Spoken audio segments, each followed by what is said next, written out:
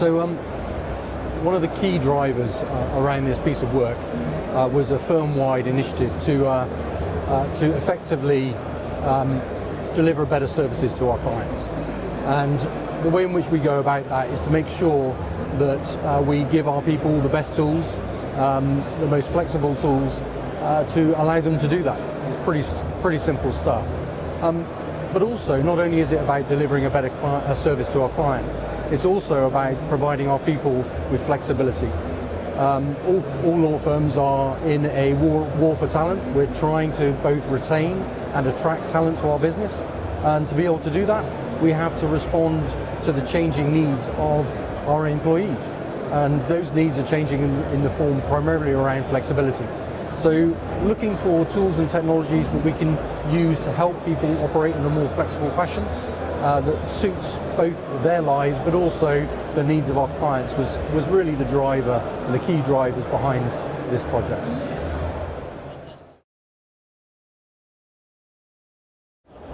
And so yeah, a number of business drivers. I guess the first one, we had an enterprise agreement, so that led us towards Skype. We had a Skype deployment as well, albeit on Office 365 E3, so no enterprise voice. We had a legacy phone system via platform, which was pretty much end of life, unsupportable as of next year actually. And going for something which was familiar to our people, going kind of down that road made a lot of sense for us.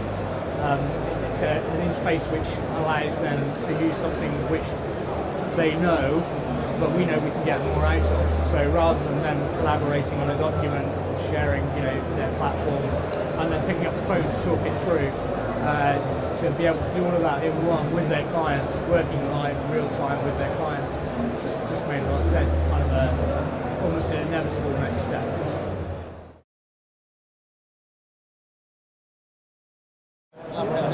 Yeah, sure. So we did try and do this about 18 months ago with a partner who assured us they had all the right credentials in this space. Let's put it bluntly, they didn't. We lost a lot of traction in the firm. We had a crash of confidence in Skype as a platform, which it took a long time to kind of rebuild that trust. The quality that they put forward, there were some gremlins in our cupboards as well, which we weren't aware of until the rug was whipped out from under our feet. But choosing your partner carefully is definitely key, and making sure when you're going to market the right credentials. Pick somebody who's definitely done this before, preferably in Europe, in the same continent would be ideal, and who's got several 100,000 seats under their belt, which is probably a good idea. Yeah, finding the right partner, that's critical to any project, and Skype implementation is no different. So we went through a full due diligence process. As a law firm, we have regulatory and statutory obligations that we've got to meet. So the partner that we choose has got to meet those as well. We come under a lot of scrutiny from the financial sector, from banks who undertake full audits of our systems, and obviously our external providers and cloud providers are all part of that. So we've got to find a provider who we know can respond as well as we need to those audits and to those investigations. So we went through a full due diligence process. We asked out in the market, we took up reference calls. We also spoke to Gartner, spoke to Microsoft themselves, just to really get an understanding of who were the best players in the market. We then took those short list or long list, 5 or 6 partners through that process to understand their capabilities in terms of their global delivery. That's quite important for us with 25 offices over 12 countries. We've got to make sure that the service can be delivered into all those different locations. And throughout all of that, as you can probably guess, we ended up with GCI as our preferred partner. And then we went, once we concluded that piece and appointed GCI, we went then through into implementation, or should I say pilot before implementation.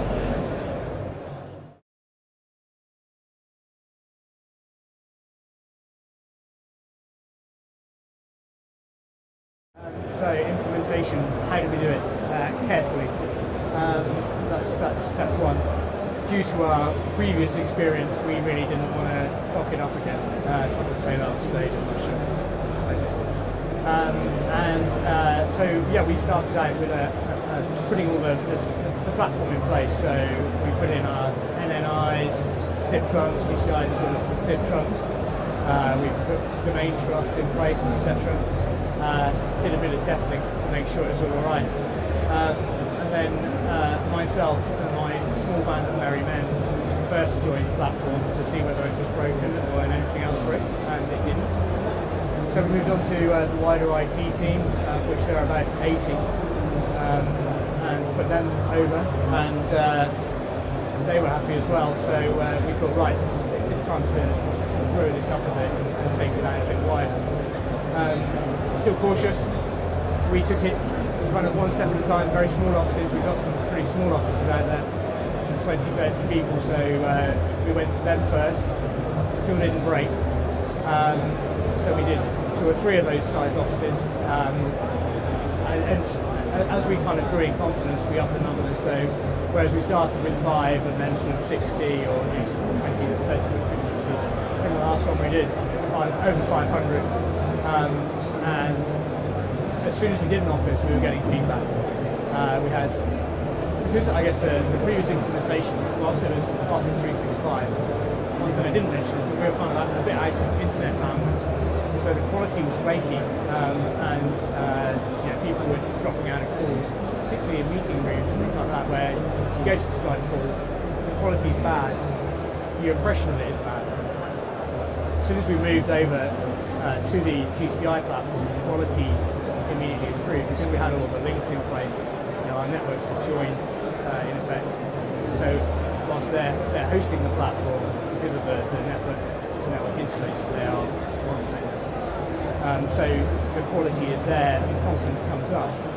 We wanted to do it on the quiet, but actually, as it turns out, we really couldn't, because our head of brand immediately posted up that he spent 6 hours on calls that day and had a breakup. We put it all over the internet. So great news for us, albeit blowing the cover a bit.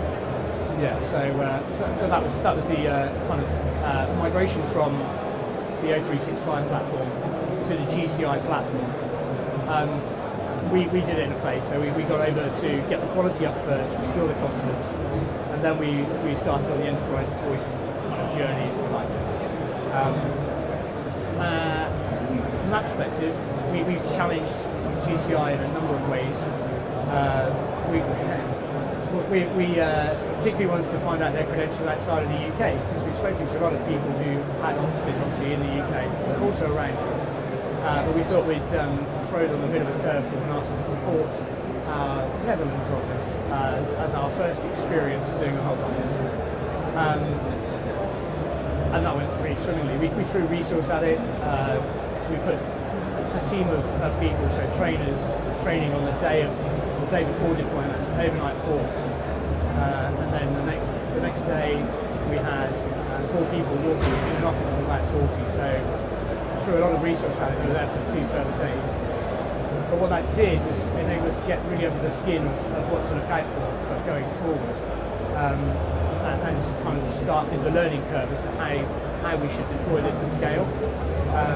So really useful exercise, and evidently successful. We didn't have a single call from the Netherlands office about Skype. There were a few people who had some dodgy headset issues, so we had to rush out and buy some more. But for our first trial, we were pretty happy. Moving on from there, we've kind of taken that forward. We've expanded it up. And we've got a good number of people. We just ran a survey. We're kind of doing it as a phase pilot, so 250 on there. We ran a survey, and we've got, I want to say 90, but I think it's probably 85% either very satisfied or satisfied people. We've actually only got one person who's come back to say they're not satisfied, so pretty happy with that. Yeah, it's been very good. Yeah, I look forward to getting out of that. Sorry, no. Yeah. Just going to say that the principle behind the implementation was very much, it's got to be non-destructive. Our Fianas, they bill in 6-minute increments, so any disruption to any of their services has an impact on our ability to bill our clients. So productivity would immediately be hit if any of those technologies weren't successful. So the key was to make it non-disruptive, and also that meant it had to work seamlessly with a legacy platform, with a legacy of our system, because we weren't, as Guy's mentioned, the secret to this is you've got to get your people engaged with the technology. Now, maybe in some organisations and other industries that's not particularly difficult, but certainly within legal it's not easy. So we've had to throw a lot of resource at training and at coaching. Guy mentioned floor walkers, and that takes time. So the idea of being able to do a big bang implementation just wasn't an option. So the interoperability between the legacy of our platform and the new Skype platform was key. Yeah, sorry, I'm just going to add a bit more on that. So that's actually where the previous provider just came from. We were very careful to ask about that in the RFP, the whole what do you know about Avaya piece. And these guys said they did, but again, the proof of the pudding was in the eating, and it all talks. So we have a short. I'm sure everybody in the audience has a short digit dial, thing for their entire enterprise, as we do. So you've got to get that short digit dial transposed into your Skype, so that whoever's being called, whether internal or external, they can see who's dialing them. They know whether they want to take the call or whether they don't, wherever they are. So yeah, that was a key thing, and that's been a real plus. Keith's prompting me to say something here. So yeah, we obviously ISDN, as we probably all know, is going end of life in 2021. Ours nearly went end of life much earlier, a few weeks back, where one of our largest office had an ISDN issue, and we had 20% of our workforce affected. Well over 100 people in that office. Log calls over the course of 3 weeks, whilst we negotiated between OpenReach and our phone maintainer as to who was at fault. And 3 visits later, OpenReach decided it was their fault. There was a faulty unit, and they replaced it there and then. Absolutely. So, like I say, with SIP, hopefully we're not going to face that kind of problem as we move forward.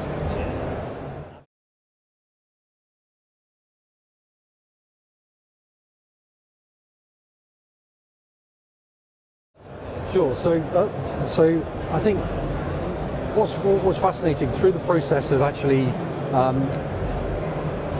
getting our people to really understand Skype and how to use it and how they could benefit from it.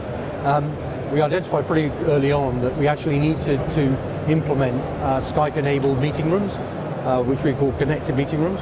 And those meeting rooms were designed to provide people with a place where they could, people are used to multiple person meetings, so it provides them with a space to be able to operate in that way, but then to be able to reach out to other people in other locations to join those meetings. So I think it's really important to understand the interoperability between not just, in effect, Skype for Business as a telephone system, but also as much more than that, as a way of extending meetings into various different spaces, whether it be people working from home, people working from client offices, people working between Osborne Clark offices, and so on. We actually extended that through experience. We realized that we couldn't allow our video conferencing system to operate independently of that as well. So not only do we have Skype for Business on people's PCs as their telephone system, connected meeting rooms, Skype-enabled meeting rooms, but also interoperability with our Starleaf video conferencing systems as well. So the degree of interoperability between all of those components is very high and pretty seamless. So what we've found, and what's been really surprising, is just the extent to which people find their own ways of using these technologies to just supplement the way they work. And I think that's been delightful, and the comments here and more comments that literally only came through today have just really surprised us. And that's a great way of getting Skype engaged with your business, is just sharing stories so people can just talk about how they found the technology worked for them. And people don't need to use every single aspect of the technology, that's not important. What's important is the main component. They find something which enables them to operate, whether that be screen sharing. Some people love that, other people love video, other people don't, and it's fine as long as they're finding some value from the technology. And we have seen in quite a short space of time a transition away from in-person meetings towards audio, and slowly, I have to say, Skype video has been a bit slower to take up. But because a lot of our people have been used to audio conferencing in the past, the switch to using Skype audio conferencing has been pretty seamless. So yeah, it's been a very positive experience, but we have had to throw a lot of resource at getting engagement from, say, the laggards. It does take time. And you'll be amazed by what is difficult. A senior member of our exec was walking past their desk when they finally got their Bluetooth headset and decided to actually order it and get up and running with Skype. And she failed at the very first hurdle, which was she couldn't work out how to put the Bluetooth headset on her ear. Now, it seems simple, but you've got to remember that some people will be that unaware of how to use these technologies, and they need help. The idea that they're going to just understand this stuff by osmosis is not the case. So, yeah, just really supporting your people in understanding how the technologies can be used. The other thing we do is we actually monitor what the exec team of our VIPs, how they use the system. Because what we can then do is target their training based on the aspects of the system that they don't use yet.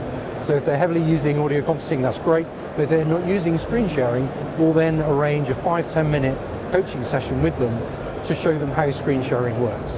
So again, just trying to target the technology, target the training is also a key thing.